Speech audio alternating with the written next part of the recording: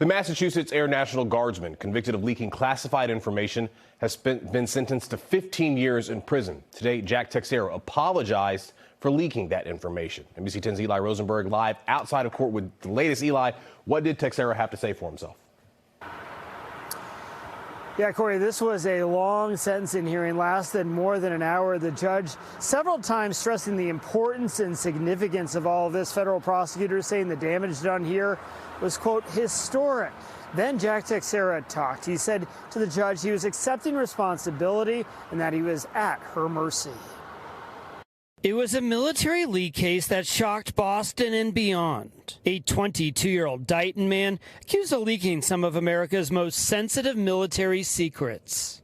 Day after day, week after week, for over a year, to share the nation's secrets that were entrusted to him. Jack Teixeira sentenced in federal court in Boston on Tuesday afternoon. Federal prosecutors alleged Teixeira, who had top secret security clearance, transcribed sensitive documents and then shared them on the social media platform Discord. All this while he worked at Otis Air National Guard Base on Cape Cod. We won't know the full extent of Jack Teixeira's damage for several years. During Tuesday's court hearing, federal prosecutors were asking for nearly 17 years in prison, causing the damage, quote, historic. But Teixeira's lawyers pointed to his age and intent and asking for 11 years. And in the end, the judge sentencing him to 15. Acceptance is the best way I can put it. Teixeira's family didn't want to talk as they left court.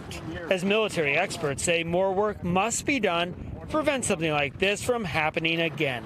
This can cause long-term damage to our intelligence assets. It can probably get people killed, right? If it discloses names and information about people that are acting as foreign agents for the United States.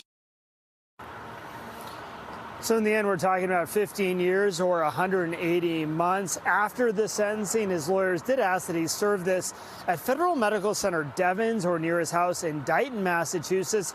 There is a separate military process that remains ongoing. Live in South Boston, Eli Rosenberg, NBC 10 Boston.